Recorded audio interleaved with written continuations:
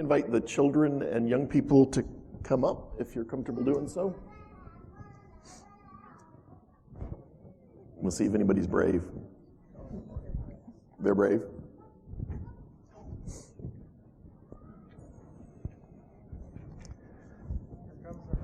Woohoo!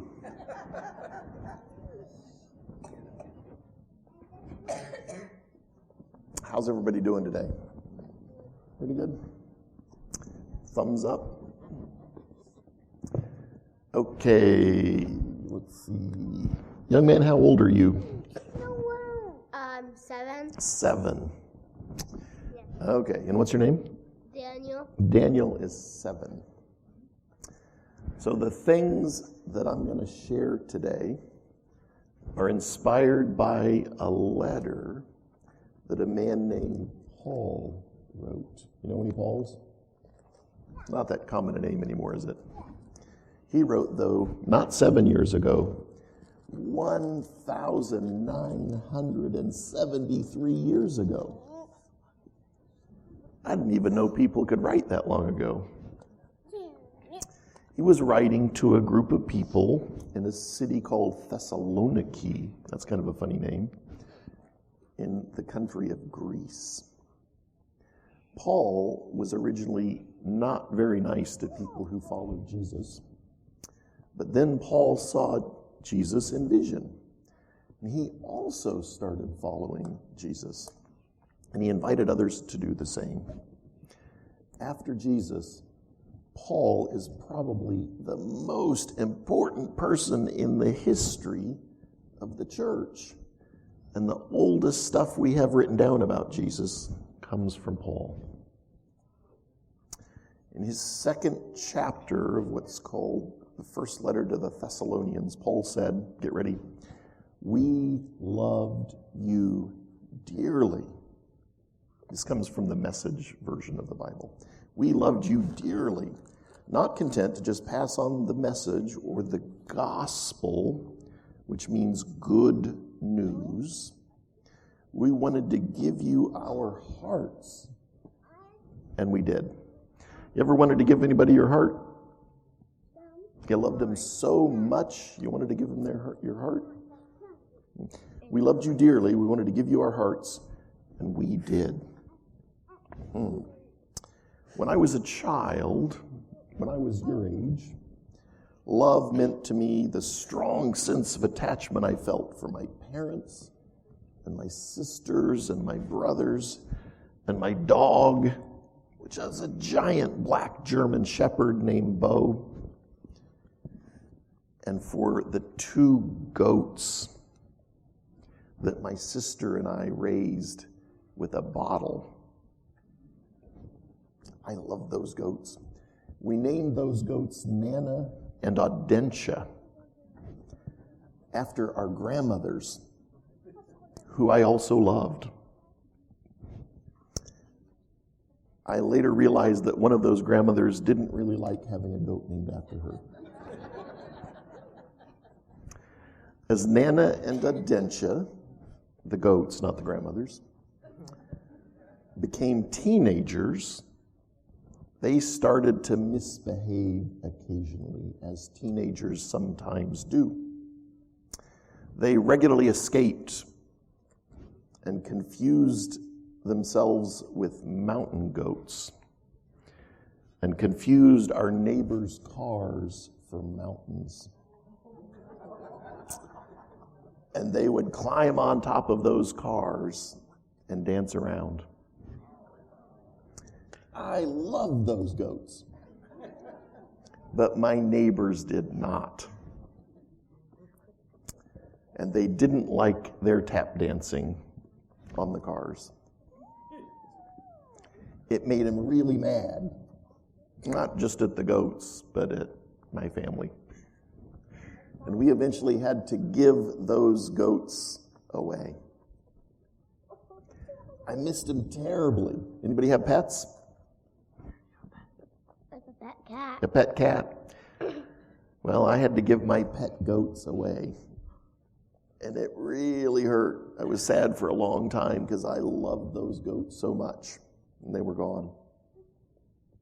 As a child, for me, love was a feeling, and it still is. But as I got older, I began to think and feel differently about love.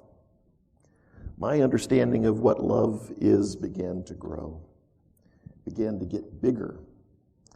I worked hard to love everyone, not just my family and my dog and my goats. I even started to try and love people that I didn't like very much. That's kind of a funny idea. Can you love people you don't like? I would do the same if I lost my cat. You love your cat? Yeah. Woohoo! She sleeps with me every night. Sleeps with you every night. Yeah. You love your cat. Not always. Nice. Not every So I try to love people that I don't like. In addition to growing the list of the people I love, I began to make how I love bigger.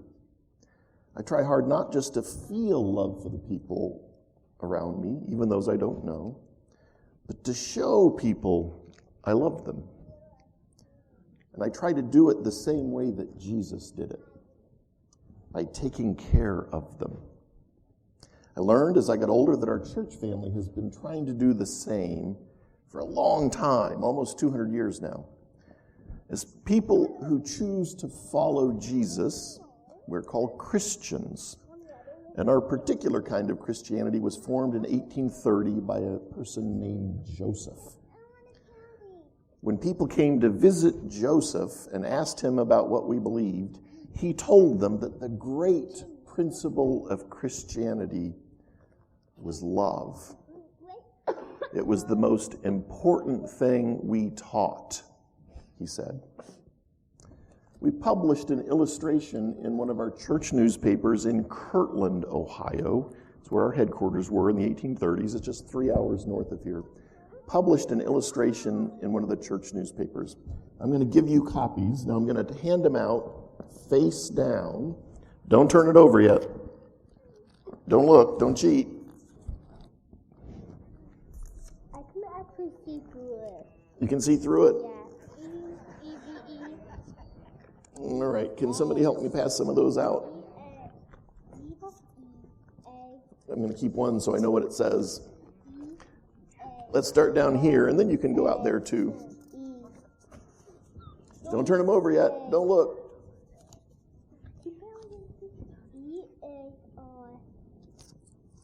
Everybody got one? I think there's enough if we're going to give some out there too. Can you do me a favor and start handing them out? Okay.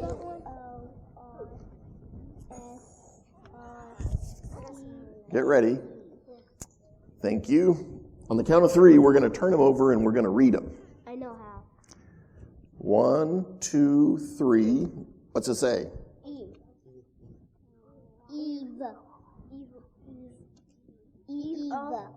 You got to start right in the middle.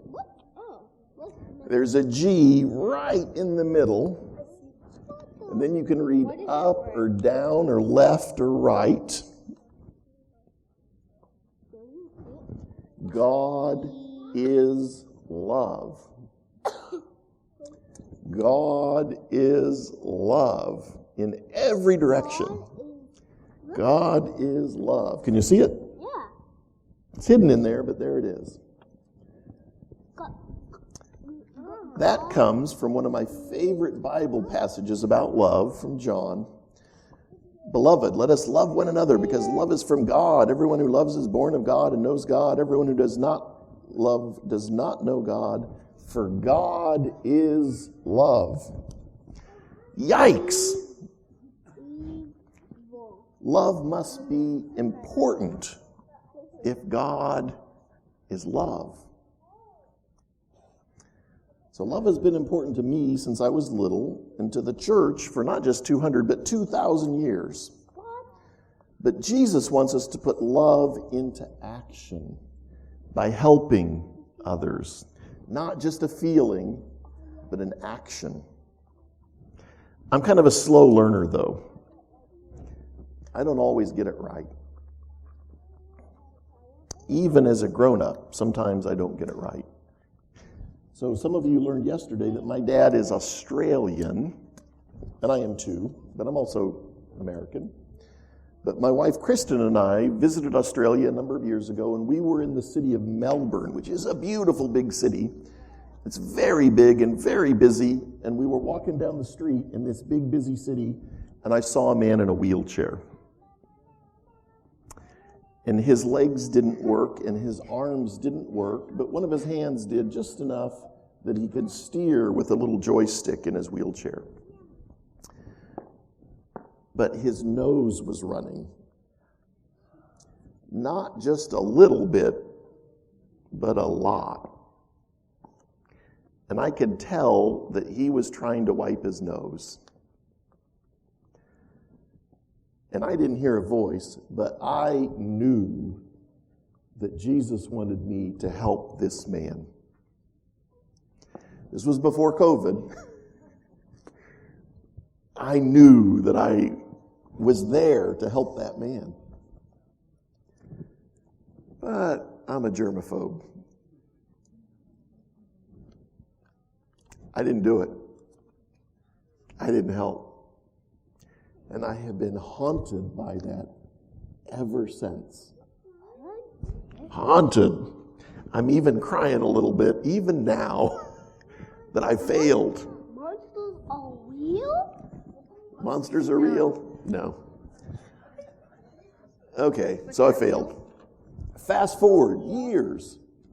I'm in Kirtland, Ohio, visiting the temple there. And I'd gone to Menor, the town next door, to go to lunch at Panera.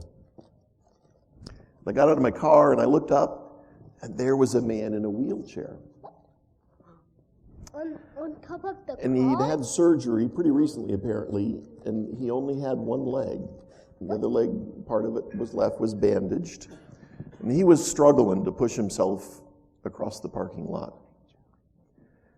And I knew this was my chance at redemption. But as a child, I was so shy that I couldn't even order at McDonald's. And I started to think, I might offend him if I go and try and help. What did I do? I didn't help. I know you're incredibly disappointed in me. I'm incredibly disappointed in me. Then I walked across the parking lot and I watched him. And he struggled up the slope and he made it to the sidewalk. But they were working on the sidewalk and all the curb cuts for the wheelchairs were gone. There is no way that he was going to make it out of the parking lot. Finally, I walked over and asked if I could help. And of course, he desperately needed help. And I pushed him into the store he was going to. That's a failure on my part, I think, that it took me that long, but I finally helped. Like me, you're going to get it wrong sometime when people need help. But it's okay.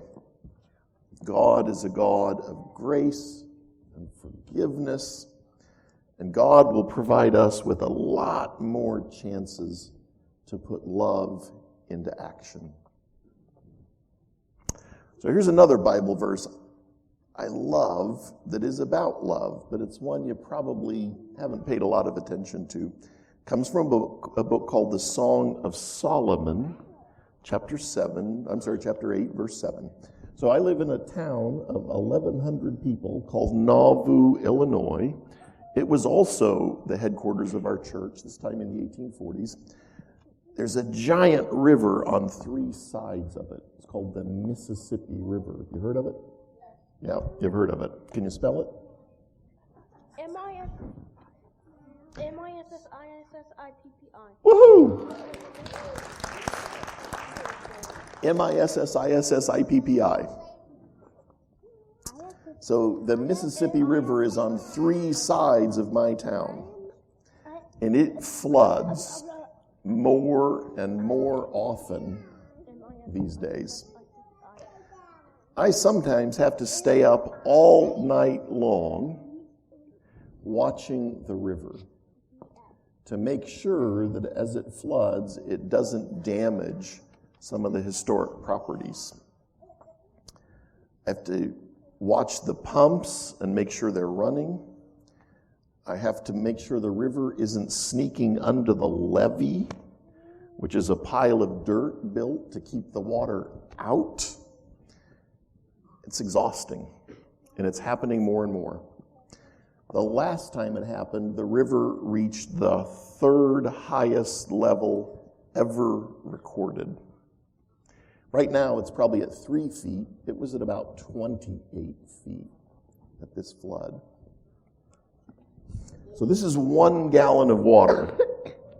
1 gallon? Have it? You can have it. Don't drop it. Can I drink it? You can. Let's see. Yes, it's spring water.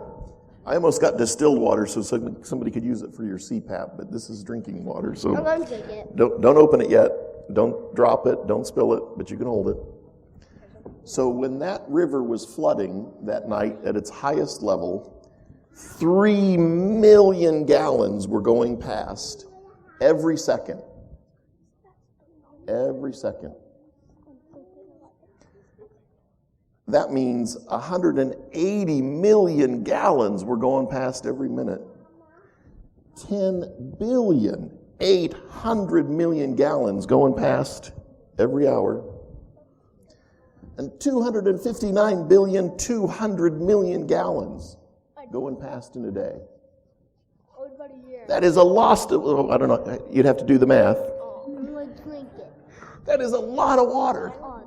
That is a lot of water. I'm going to drink all of it. But here's what the Song of Solomon says. Many waters cannot quench love. What? Neither can floods drown it. Neither can floods drown it. Wow. Love must be pretty powerful. That's the power of love. So sometimes the people that we share our love with by trying to help don't appreciate what we're doing. Sometimes people who I've done nice things for don't say thank you. And they might even say mean things to me in response. But I refuse to give up on trying to help people. And I hope you will too. Sometimes the bad things that are happening to people make it really hard for them to accept help. Don't get mad at them when that happens.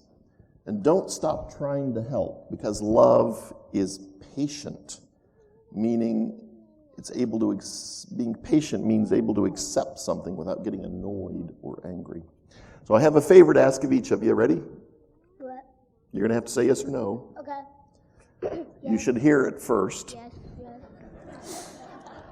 As you go home today, pay close attention to the people around you. Okay. If you see somebody sitting alone, sit with them. I'm going to sit with my If you see someone who looks sad, try and cheer them up. If you see somebody who seems to be hungry, share your lunch.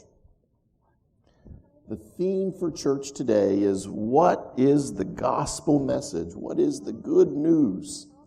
And our good news is that God is love. Thank you. Wow, these are great kids. Woo! You raised them up right.